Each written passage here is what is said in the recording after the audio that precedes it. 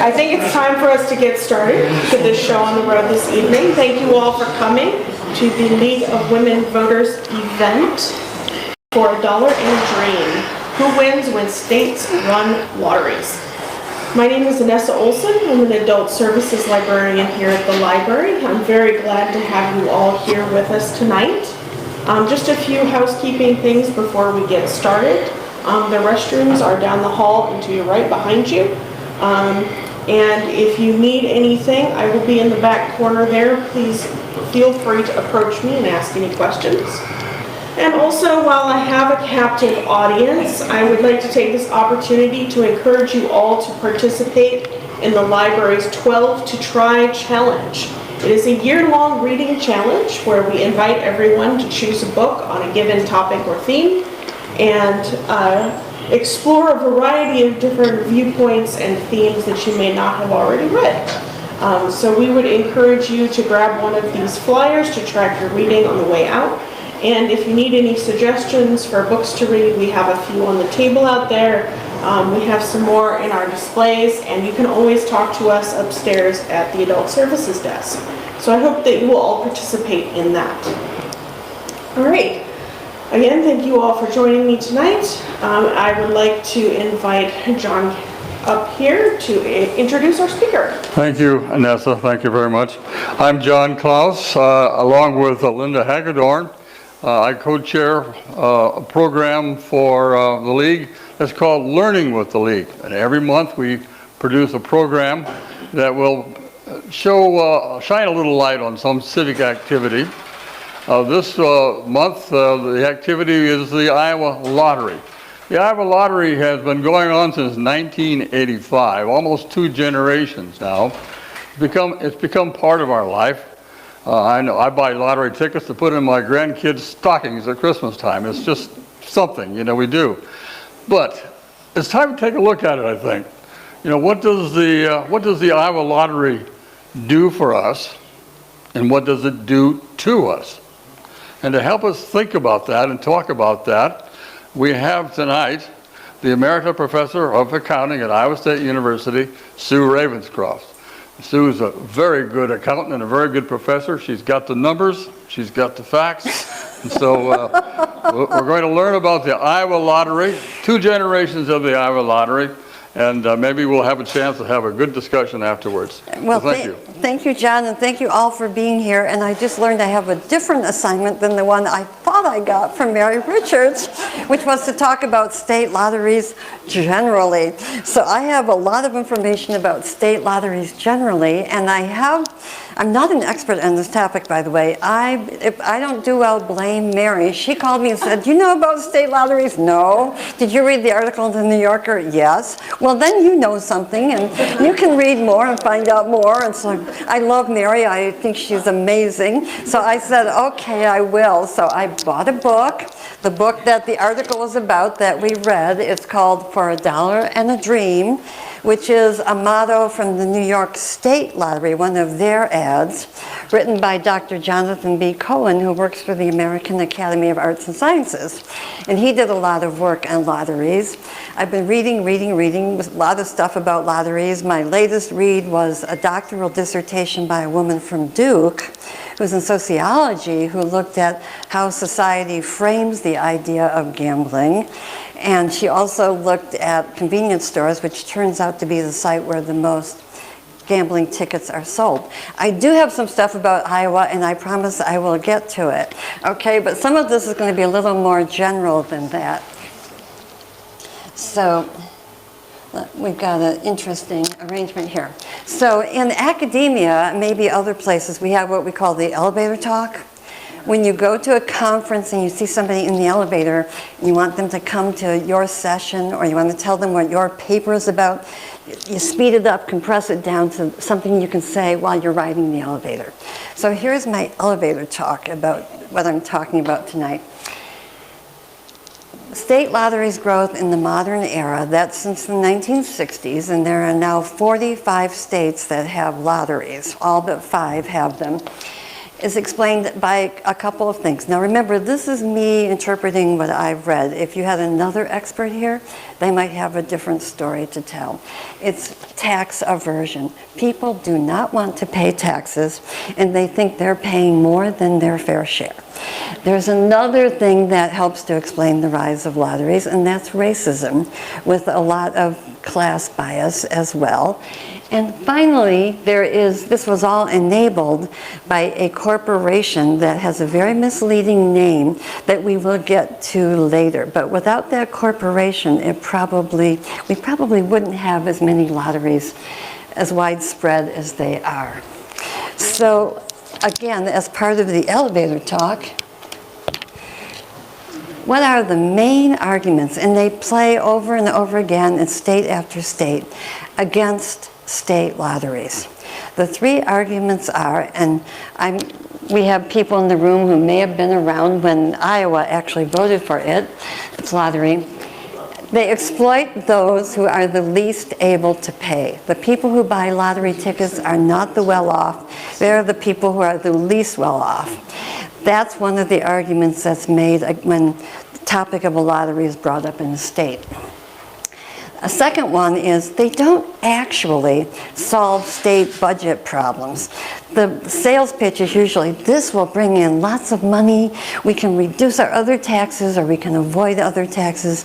This will give the state a lot of money. That's another argument for it. And the third one is people have a distaste, an aversion to the idea of gambling. Some people, the doctoral dissertation I read, the author said that we've gone through sort of 3 stages. The first is to think of it as a sin. That was like the 19th century sort of conception. Then it got into being a vice in the early 20th, and now we see it as a mental problem, like a psychological issue that needs to be dealt with. It's an addiction or that sort of thing. So those are the arguments against, and they come up in every chapter that Cohen talked about a state in detail. These were the arguments for. Against. There's only one argument for it. It will give us money. It will bring in money. Okay, we're going to ignore the morality. We're going to ignore all the other stuff. But it will help our state raise money without increasing taxes. That's the big argument for it. Okay, so we'll see those played out over and over and over again. So this begins, the first thing I found out, and I'm the kind of student who, when I'm given an assignment, burrows into it, was that this is not the first time this country has had lotteries. During the colonial period, we had lotteries. They were short-term, they were for a specific purpose. They were really expensive to enter, like it took at least a day's average wages. So rich people did it. They did it to build a building, to build a canal, to build a road, for it was a specific purpose.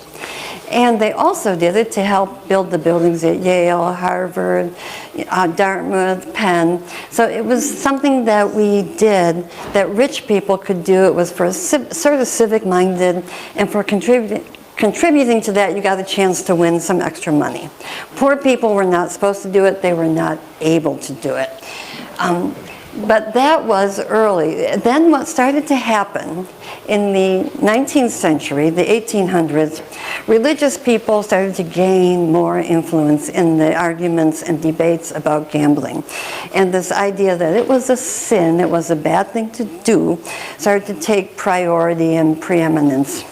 States started prohibiting it by law. If they were new states coming into the Union, they just excluded it in the Constitution, made it a real basic prohibition. So by 1864, there were no legal state lotteries at all. And the Supreme Court got involved, and their cases involved interstate dealings with, you couldn't advertise, you couldn't sell tickets, that sort of thing. In one of their rulings, they said that it was demoralizing to gamble, so they sort of got into the morality as well. So it was seen as a sin. And that was basically, so that held sway from 1864 until 1964. So there's a long time of no state lotteries at all. So The next thing that happens during the 20th century is a lot of things. And one thing that turned out to be true is that even though gambling was illegal, it never completely stopped. And one of the things that was going on in big cities, especially among African American populations, was something called the numbers game. Have you all heard of that? Good, so I don't need to explain it. So the numbers game was happening. And then in the 50s, people became more and more concerned about the prevalence of organized crime, the mob, all those movies with Jimmy Cagney and Peter Lorre and Sidney Greenstreet and all that sort of stuff. And the name Estes Kefauver might ring a bell. So he was the Senate chair of a special committee that looked into organized crime. And it turned out we had a lot of it in this country. The mob and the mafia were active in big cities. They were involved in gambling and loan sharking and prostitution, all sorts of bad things. And Americans began to think, gambling is really an evil thing. It's a vice on society. It's a really bad thing. And we need to do something about it. And people got pretty serious. Started writing laws. In 1970, a law called Racketeer-Influenced in Corporate Organizations was passed, and we know what that law is because we've heard about it recently. It's RICO, okay? So it's like we've got to get rid of that mob, and we've got to create a new law that will help us fight it because it's a different kind of organization. And it turns out state lotteries started in the northeast part of our country, and that's where the mob mostly was. So half the states that started lotteries in the first 14, 15 years also had a lot of mob activity. So they were inclined to think that they could try to make it illegal, and maybe if the government took it over, that would be better. It would be a better lottery if it was run by the government. Plus, a nice little benefit is we'd get the money. But the states would get the money if they took it over, right? So that was one reason for states to start thinking about having a lottery. Another social trend at the same time that was going on was a lot of turmoil over race. In the 60s, we passed the Civil Rights Act, we passed the Voting Rights Act, and whenever minorities make progress, there is a reaction, and there was a strong reaction. There was a lot of white flight from cities to suburbs. Guess what? White flight is expensive. You have to build new roads, new infrastructure. The cities lose taxpayers, they lose tax base. So that puts pressure on local governments. They need more money.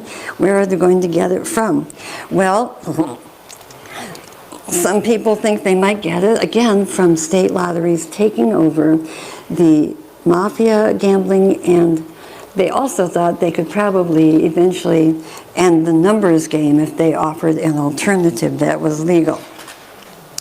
So in 1964, New Hampshire was the first state to vote in a state-sponsored lottery. And that is a very tax-averse state. They don't have an income tax or a sales tax even now. And they thought that this would help. They have a lot of property tax, and they tax like some things like Social Security, but they have a weird tax system.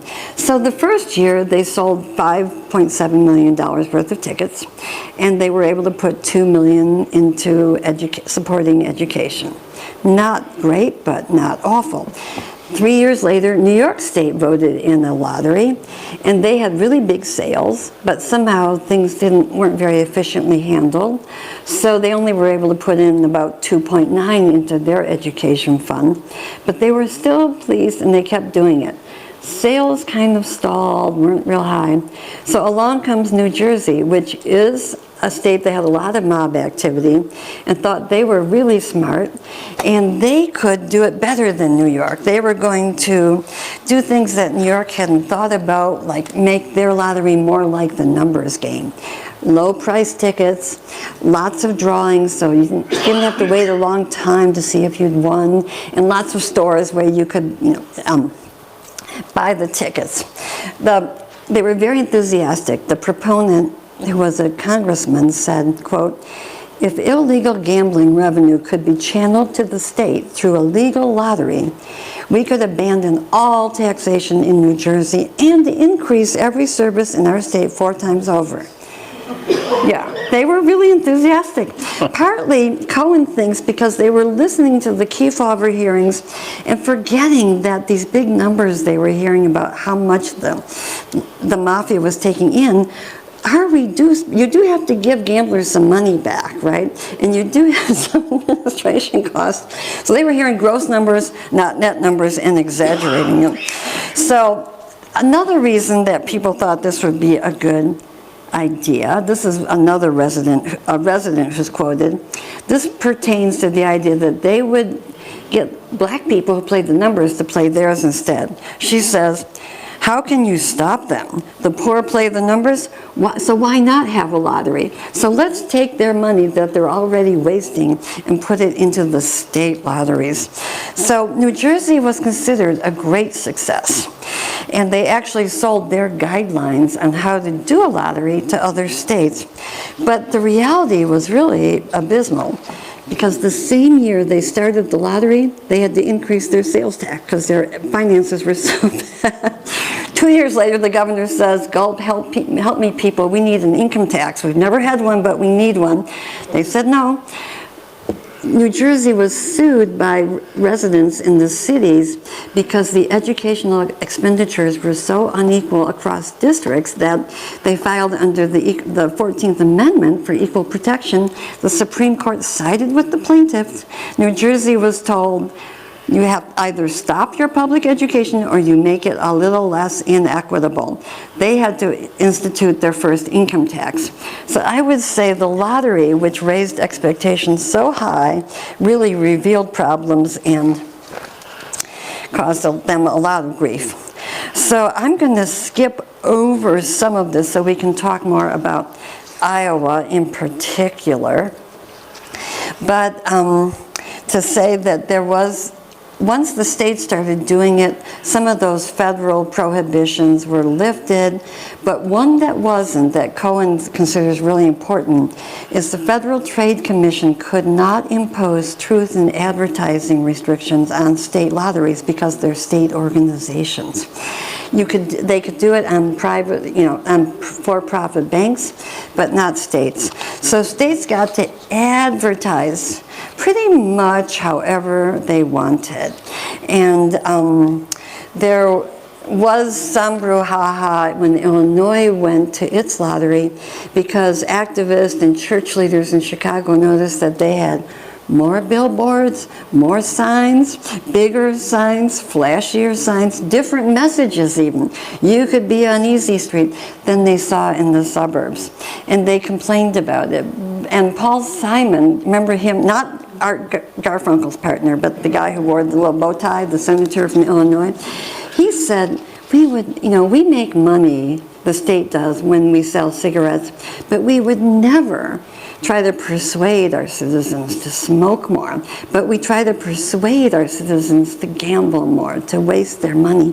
He was offended, but the lottery officials said, we're not advertising differently, we're just trying to expand our customer base. That's what we're doing. Later studies have shown that, in fact, advertising is differentially carried out in poor neighborhoods and often minority neighborhoods in many cities across the country. But a big thing that happened during the 70s was, well, first of all, a lot of things happened. The Vietnam War ended. We had OPEC caused us oil crisis. So the federal government was in some stress, which meant it was giving less money to states, which meant states were facing financial stress. And then there was what I would call the middle class tax revolt. The Chicago Trib did a series of stories on a woman whose real name, well, she had multiple real names, but they called her the welfare queen. And Ronald Reagan also played on that theme when he was running in the 76 presidential primary. Here's a quote from one of his speeches. She has 80 names, 30 addresses, 12 Social Security cards, and she's collecting veterans benefits on 4 non-existing deceased husbands. She's got Medicaid, she's getting food stamps, and she's collecting welfare under each of her names, and she was collecting $150,000 per year. Now, he didn't give her name, but he did say she lived in South Chicago, which is a code for black at that time.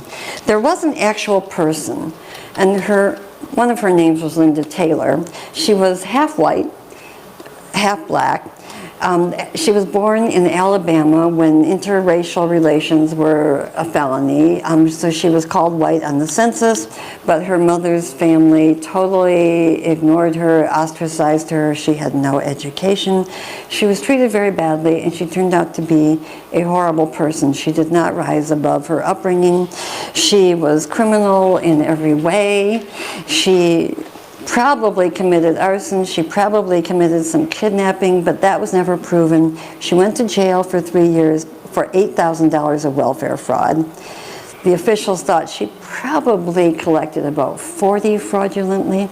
They spent 50 prosecuting her, but she was not making ever $150,000 a year. But she became a symbol that people glommed onto for why they shouldn't pay as much tax as they were, because people like that, the welfare queen, were cheating. That's where our tax dollars are going, so why should we pay so much in taxes? And in 1978, if you follow California politics, and even if you didn't, you heard about the official tax revolt of Prop 13, which, oh, Ann, you were in California at that time, right? Okay, so I believe it cut property taxes and also put a cap on growth. Is that right? My mom bought a house in 1965 for $20,000. She could sell it today for probably $750, but her taxes are stuck at 1978 levels, so she pays property taxes of $630 a year. That's Prop 13's effect, okay? And the other states emulated it. So that was going on too. So this tax aversion was growing rapidly. So I'm going to jump ahead some more. The 80s happened, and okay, look, I just want to tell you about sorry, I have too much stuff here.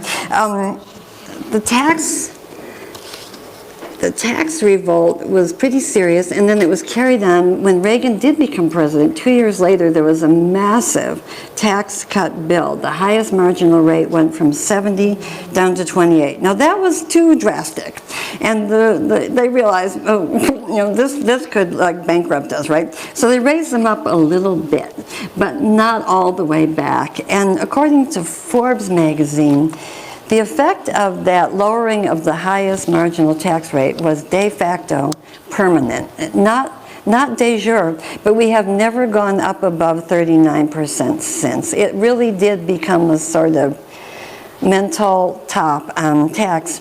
And the Congressional Budget Office has said just fairly recently, lowering the top individual tax rates does not increase the economic wealth of the country. It doesn't make the pie bigger for all of us. It simply creates more inequality. That's what it really does. Their exact words are, top rate reductions appear to be associated with the increasing concentration of income at the top of the income distribution. So there was a growing trend and support of inequality, and that manifested during the 80s. That manifested itself socially with this increasing fascination and veneration of the extremely wealthy, the lifestyles of the rich and famous. The prosperity gospel was popular. Remember Jimmy Bakker? And we still have some of that, which is why I put up these little news pages from our very dear Des Moines Register about houses that we should look at on Sunday. They all cost at least $1.3 million. I mean, but like, why do they think we even want to look at those homes? And I just noticed as I was pasting them up on the walls here that one of the columns is called Home Envy. Why would they want us to be envious of a home like that? There's just this message that being extraordinarily wealthy is the way to have a good life. But what was going on at the same time in the lotteries that states had is that prizes were getting bigger. People began to realize, the lottery administrators, that people like big prizes. They don't concern themselves as much with the odds, which were going up equally fast when the prizes get big. They care about the big prizes. And Cohen says that the fact that the prizes, we went from frequent small prizes to these big ones, Power Millions and Mega Ball, and I don't gamble, so this is all stuff that I'm really not very familiar with. I had to go on a field trip and buy some tickets just to see what it was like. But that reflects our own country's growing inequality. Instead of a larger middle class that he sort of made a parallel to regular smaller winnings, you have these extraordinary big ones. So I do have a chart on the handout, which I think didn't get handed out.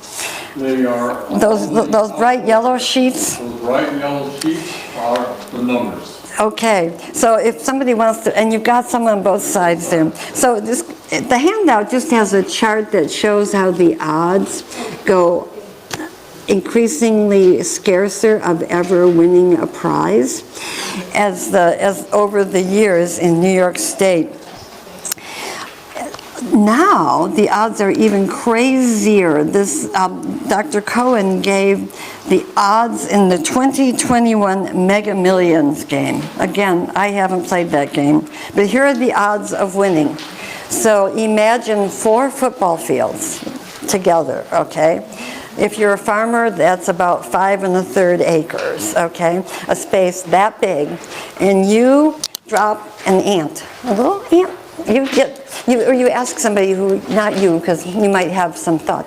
You ask a stranger to drop an ant somewhere on that 5 1/3 acres space.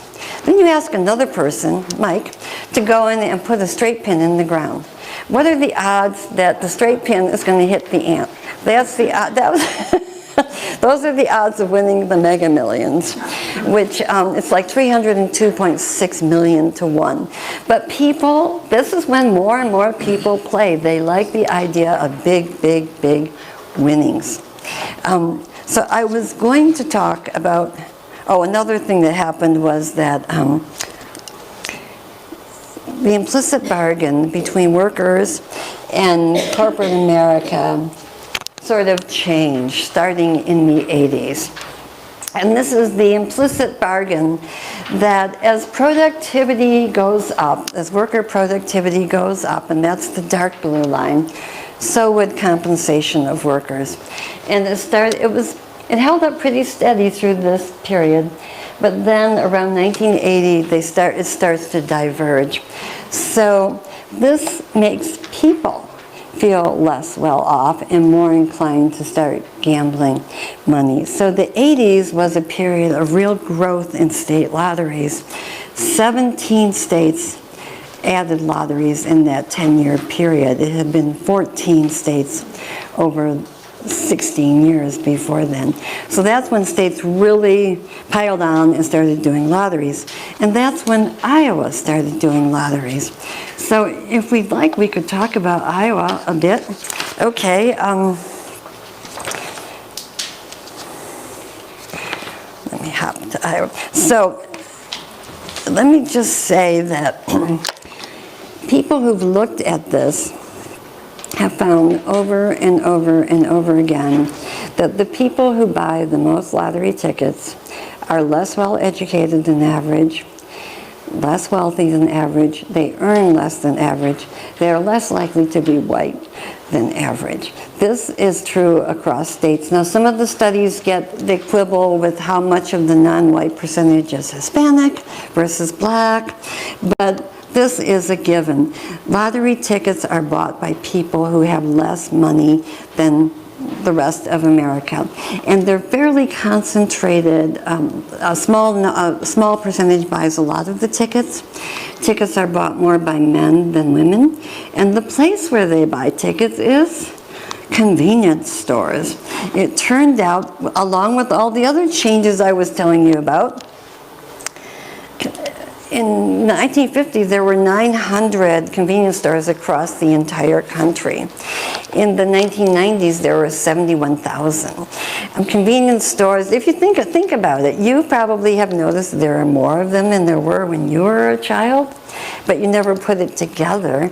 The other thing that was happening simultaneously is that grocery stores went down in number. So Cohen gives the figures for Chicago, and it went from like 13,000 to 3,500 over a couple of decades.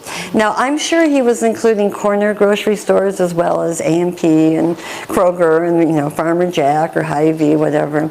But that means, again, lower income neighborhoods have more convenience stores. A lot of things that entails less access to food and that kind of thing.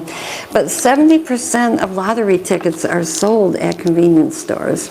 And more convenience stores are in low income neighborhoods. It all sort of piles on as sort of structural encouragement of people who can least afford it to buy more tickets. They're more available, they're more accessible, they're there. So what the IT people say is, to quote them, regressivity is not a bug in our lottery system. It is a feature. It is built in. We want people who don't make a lot of money to buy more tickets. So I did go on a little field trip to buy some tickets, and I talked to a friend. She told me she was going to come tonight, but I don't see her. She went with me, bless her heart, because she had done it already. So we went. So what I want you to do, let's see, is, this is just to give you a little break here. Okay. When I was going to talk about Georgia, this is how Georgia does a press release. And Georgia's interesting because they just went full-bore racial bias in their promotion, and people loved it. But this is their press release, and okay, I was an accountant, but that 26.8 billion, which is divided into three numbers, they don't even add up to that number. And there's when I looked at other documents, supporting documents, like really sloppy. An auditor would have, I was an auditor, you'd have trouble with it. But what I want you to do is take a look. So I'm going to show you something. This is about what we do. So let's see. So I'm going to show you two slides. When you go, has anybody here bought lottery tickets? Okay, so you saw the terminal that's there. Okay, so the terminal changes picture all the time, like every 3 seconds. So I'm going to do that to you. I'm going to show you two terminal views, okay?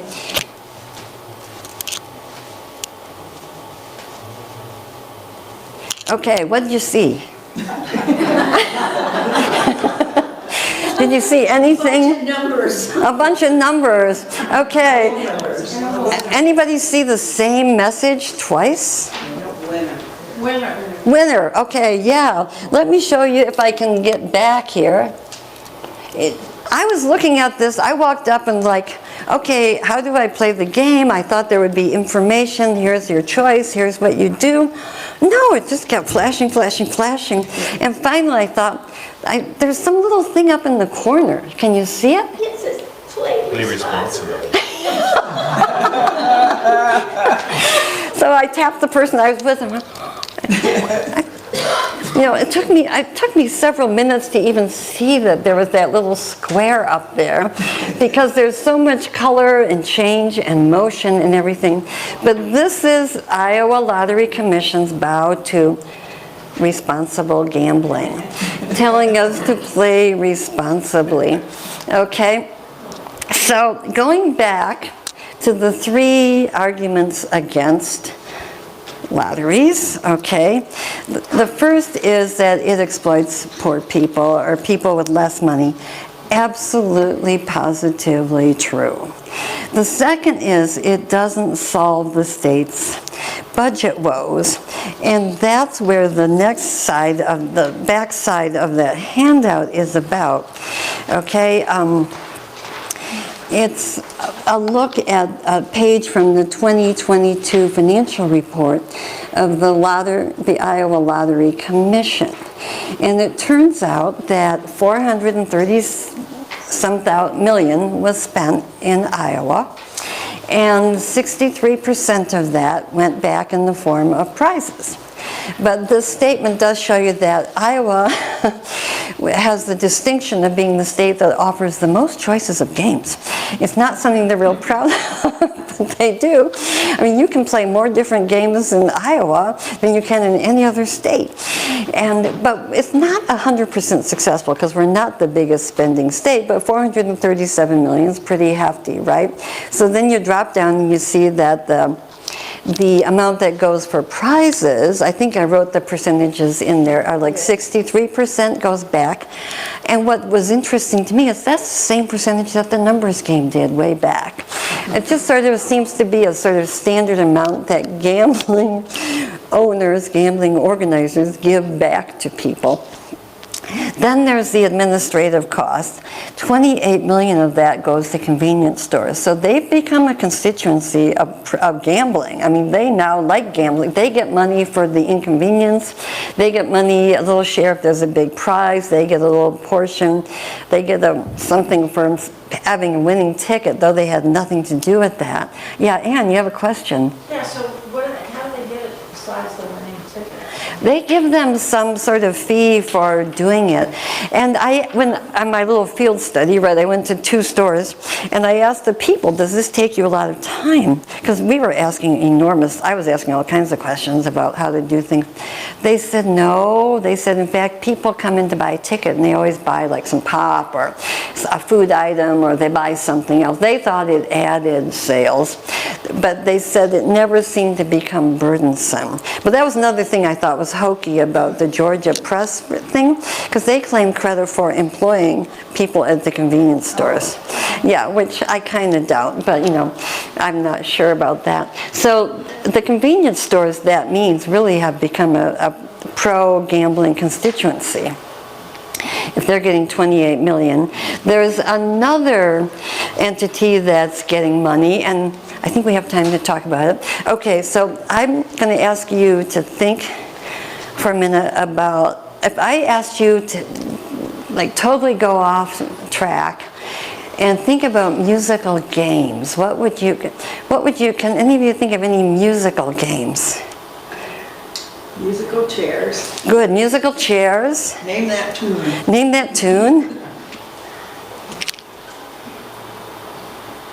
Those will work, but they're both games and they both involve music, right? So if I told you there was a company called Scientific Games, you might think that it's a company that makes games for junior chemists, right?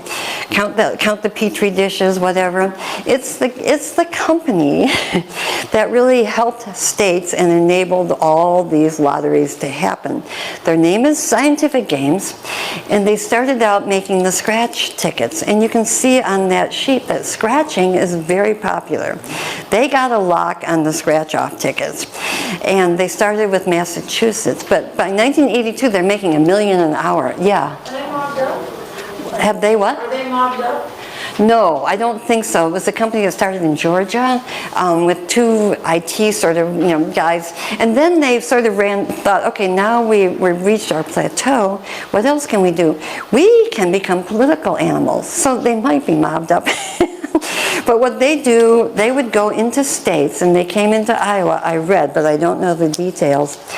They would go into a state, do a lot of political shenanigans. They would astroturf, they would pay PACs, they would lobby the legislators, they would pretend that there were people, just dying to have the lottery.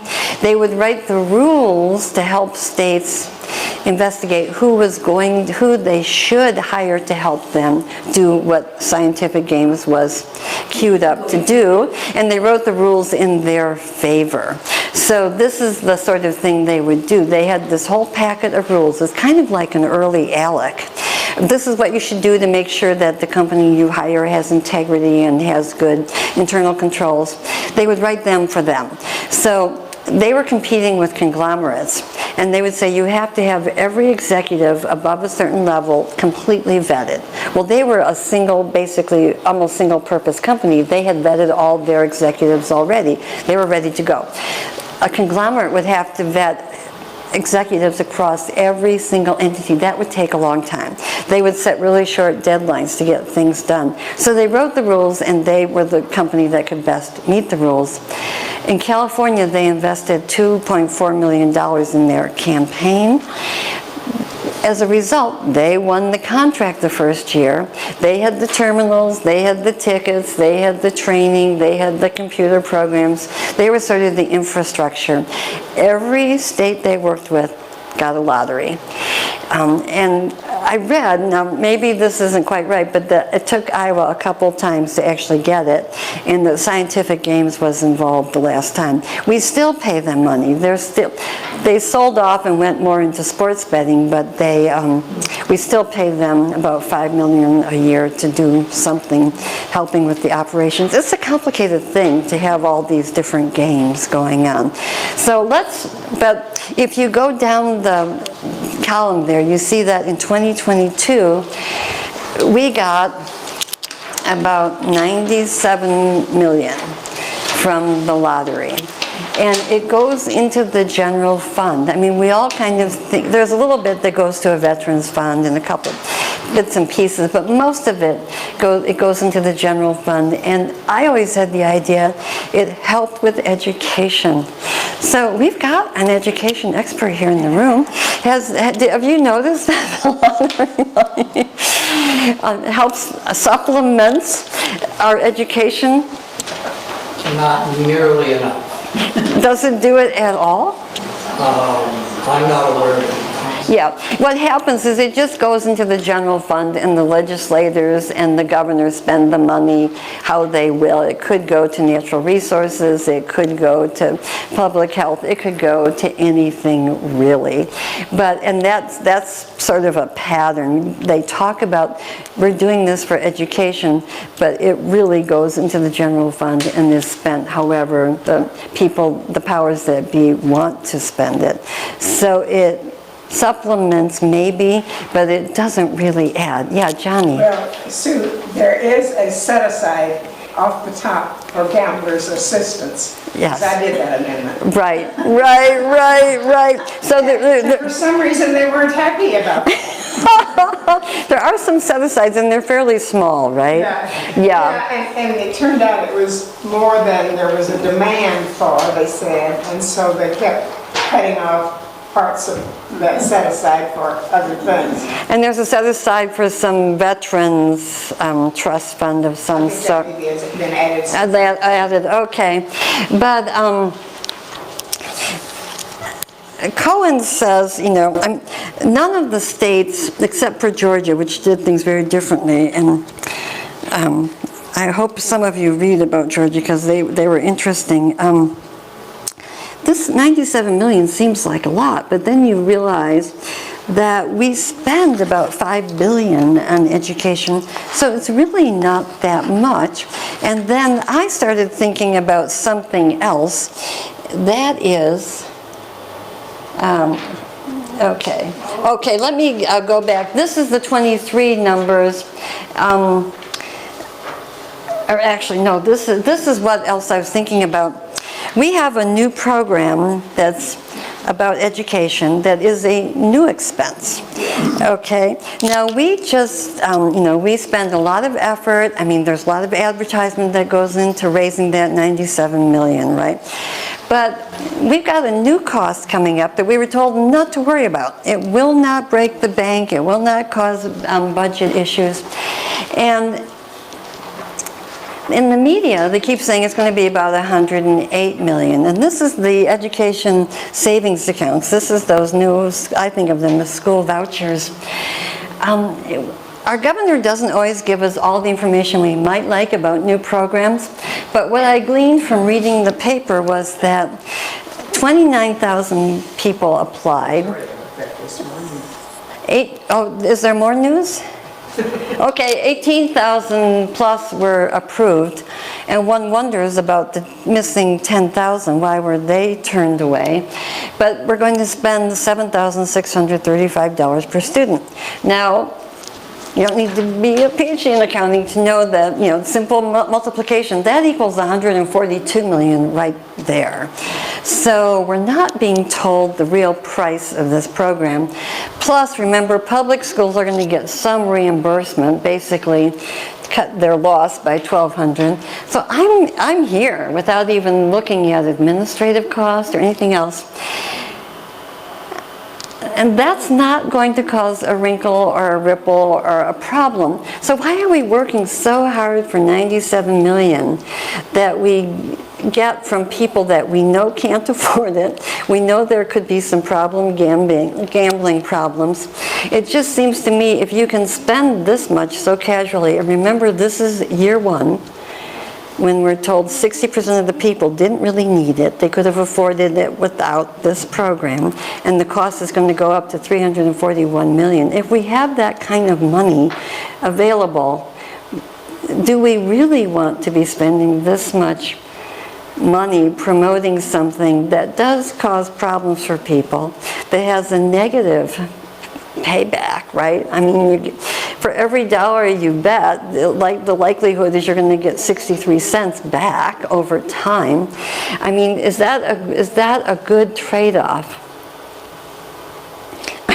I don't think so, but it's the one we're making. I mean, if we really have that much money that we can spend a new cost without raising taxes, because we just lowered our income tax, and there's also, aren't we putting in some lowering of property tax increases too? Isn't that in the works?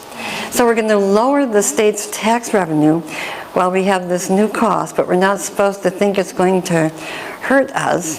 So I'm a little confused. I'm a little mixed up about why we're putting all this energy into the lottery, because we don't really need the money, it seems, which is the basic argument for it. But I leave it to you to have, if you have questions or comments or.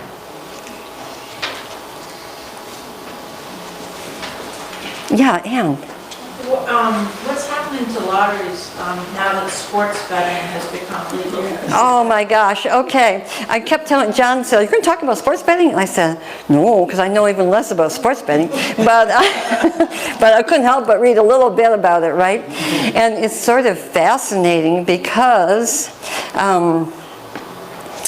yeah, let me show you that too.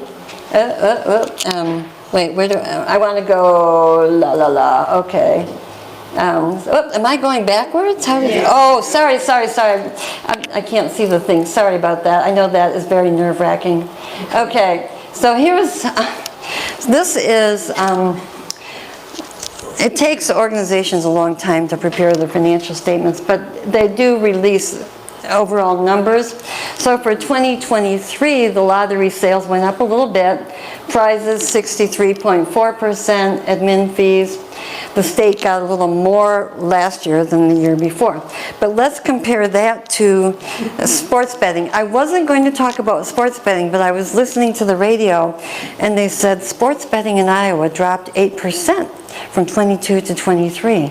I thought, And then they said, that's $204 million. I said, wait a second. That's like $2.5 billion to start with. Yeah, it was $2.4 billion plus in 2022. It dropped to $2 billion in 2023. But the way this, I don't know much more than this. This is what they call the handle in sports betting, okay? And they get to subtract a whole bunch of stuff. They then call the result net revenue. Okay, so they subtract of that, and that's billions now, folks. We've moved from millions to billions. They get to subtract $2 billion of that $2.2 billion, and they come up with what they call net revenue, which is less than 10%. And I looked across other states and I looked over the 5 years we've had this. That always stays below 10%, usually around 8%. And you all pay 7% sales tax here in Ames. These guys pay 6.75% on the net revenue, and that's what that dinky little 12,000,009 is that the state gets from all that sports betting. So those are out-of-state corporations? They are FanDuel's is about 50% of the market, and a company called DraftKings, and then there's several others, and they are private for-profit. They're for-profit corporations. Out-of-state. I believe they are, yeah, I believe so. This is, my husband, here he is in the room, told me watching a game that one of those companies offers people during a game, if you form an account, you get $200 in your account. So I thought I better look it up. You have to spend it in a week. Now that seems to me like a strategy designed to make people hooked on this, right? And I talked to a current law student who said that in class, when people are not paying attention to the professor, when they have their little Surface Pros and stuff open, they are sports betting. So my thinking is that sports betting, I did ask Jonathan Cohen, the guy who wrote the book, about it. Well, I called him about a different question, and I said, hey, Iowa, we've got some sports betting, issues here with all the students being caught, and who knew if they were going to be able to play football or not. And he said, this appeals to smart young men who think they can game the system. So I'm thinking this is a partly different clientele than the lottery. They have more money. They can bet $1,000.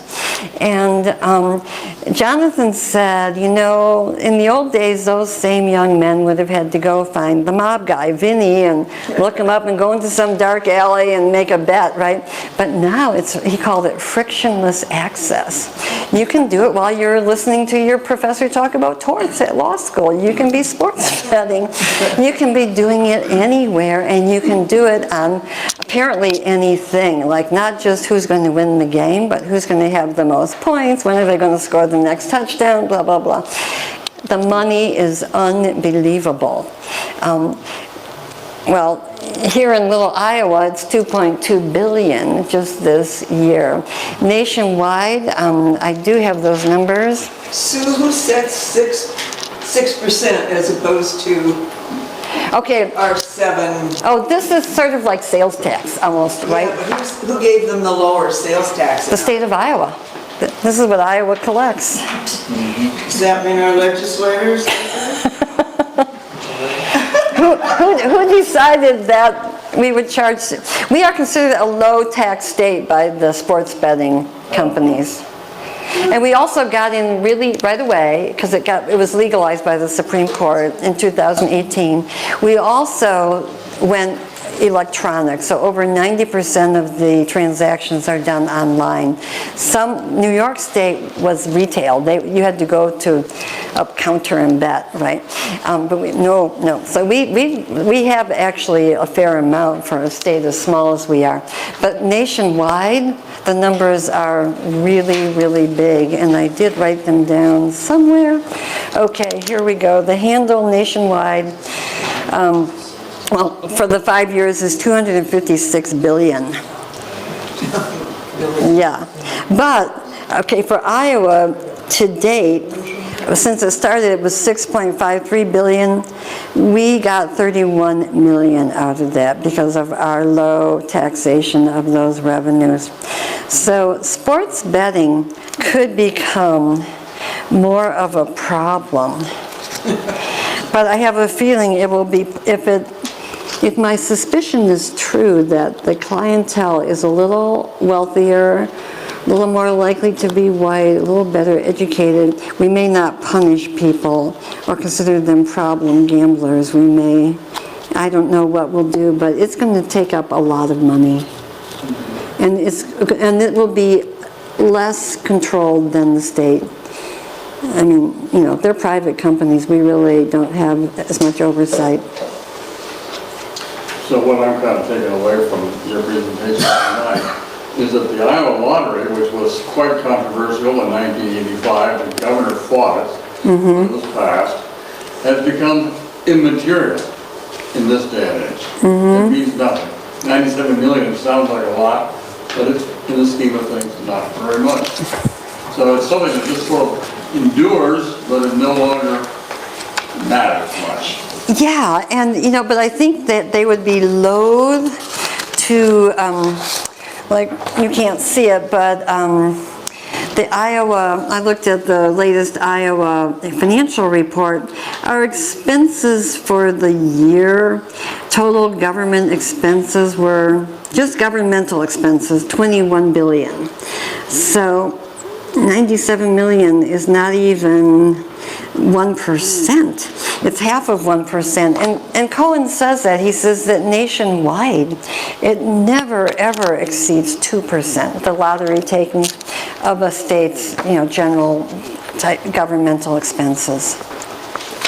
But the sports betting is taking 10%. If the handle were coming to us, but we're only getting a little 12 million. The betting itself, the handle, Oh. 10% of, you're telling me, of state expenditures. Yeah, people are spending, the same as. Yeah, it's huge. It's huge. I guess people bet bigger amounts too. I mean, when I went to the lottery, I had lots of choices. Or when I went to buy some $1 tickets, $2 tickets, you could buy up to 50, I think, at the counter. Did you win anything? That is a great question, and if I can just talk for one more minute. Another thing that struck me as I did all this reading is language. The professional associations that run lotteries call it gaming. This is the Gaming Commission. It is not the Gambling Commission. Academics, I read some articles in the Journal of Gambling Studies, call it gambling. They call it what it is. The governments sort of waffle back and forth. They call it gaming, they call it gambling. See, a game involves some skill. Gambling involves luck, and there's a gradation between the two, but they are different at the extremes, right? So governments kind of waffle back and forth. They call it the Lottery Commission so they can avoid it.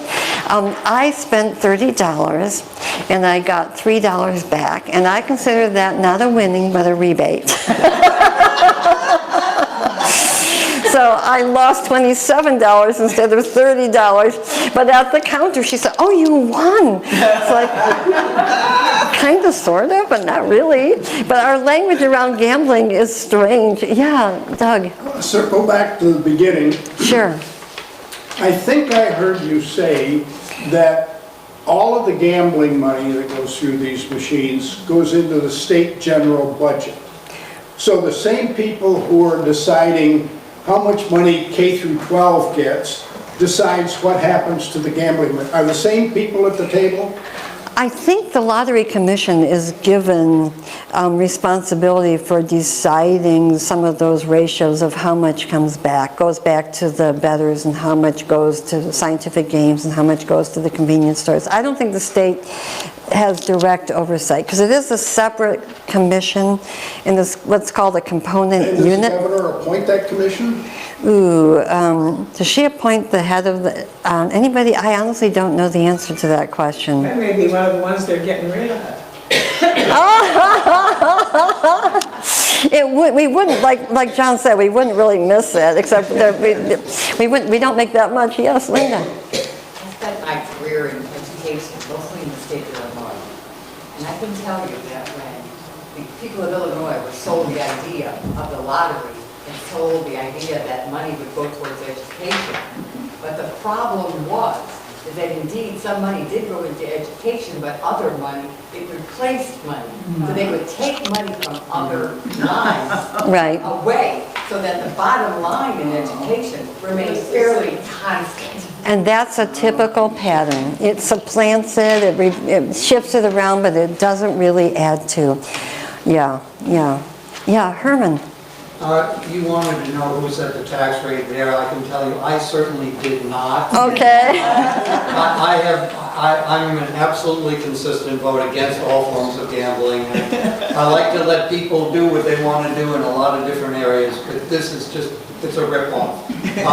The numbers you have for FY '22 are very consistent.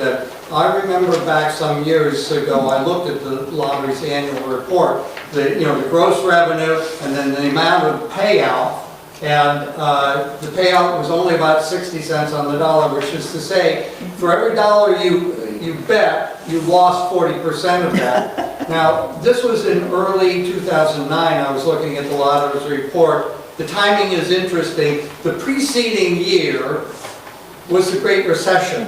And you probably all want to forget about that, or at least what it did to your portfolios, because the S&P 500 was down 40%. It was the worst year to be in the stock market in many, many years.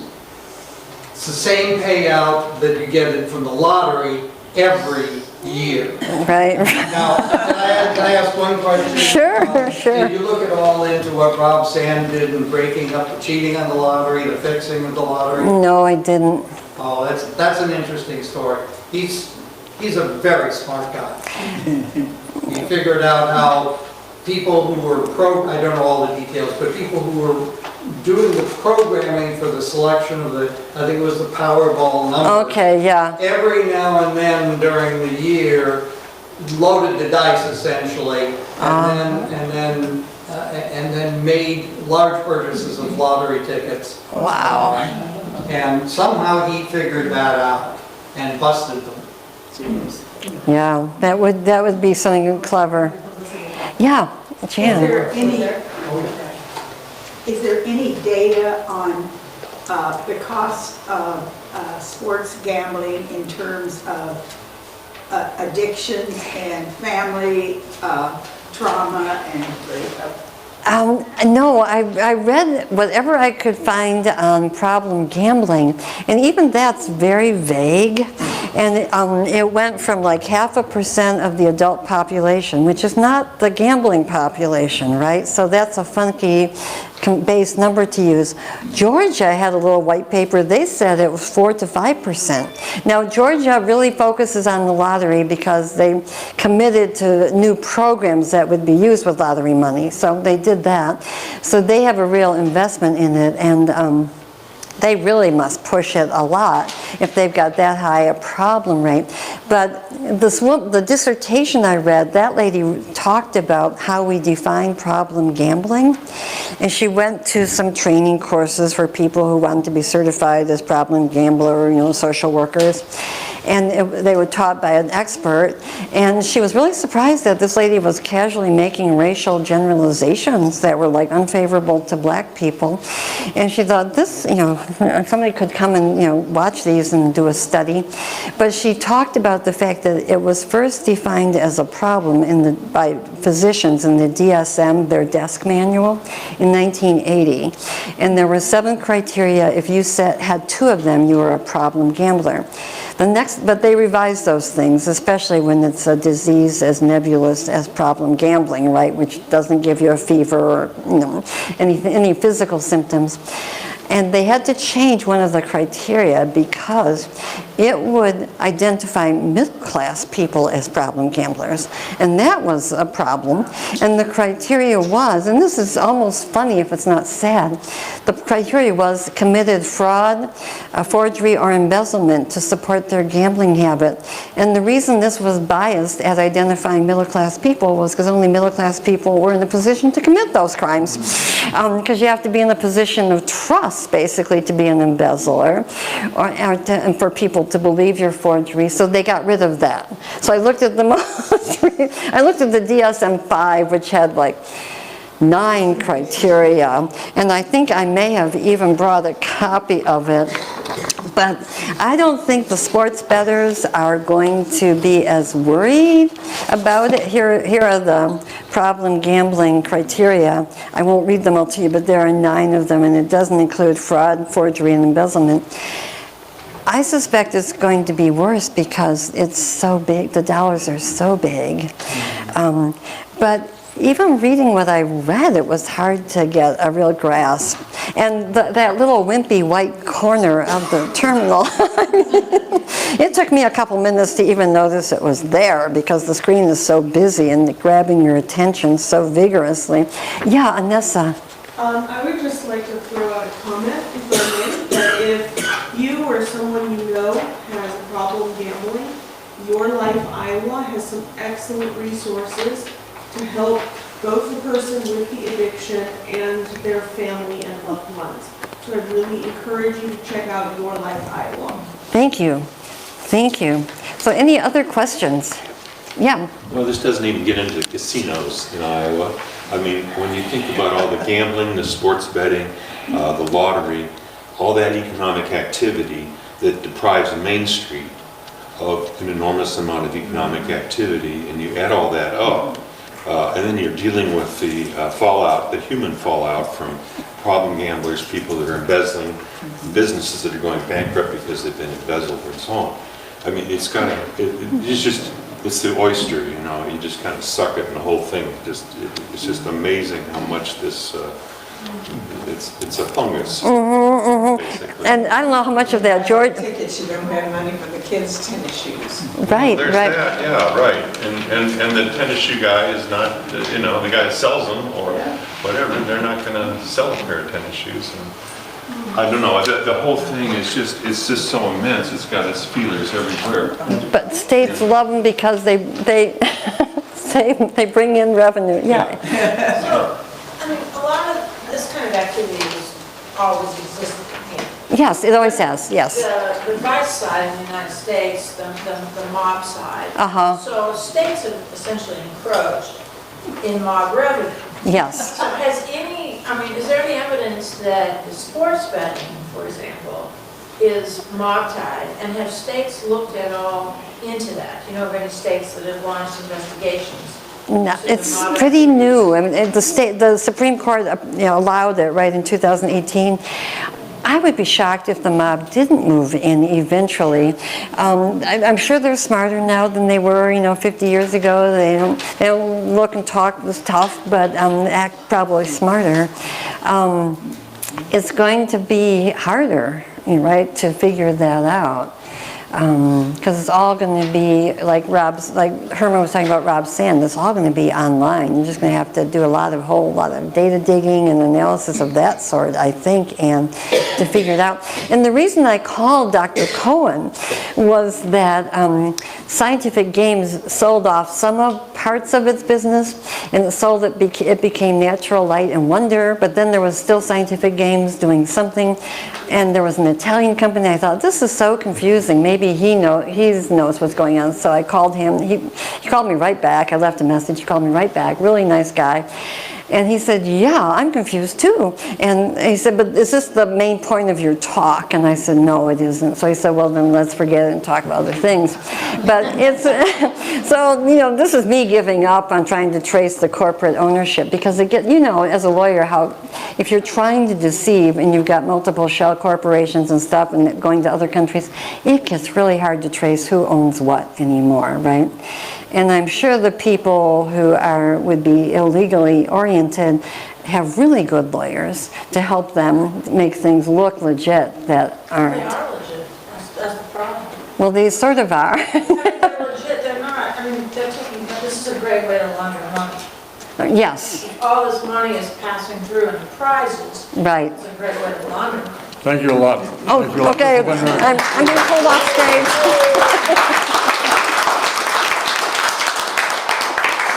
So, thank you, everybody. You're a very good audience.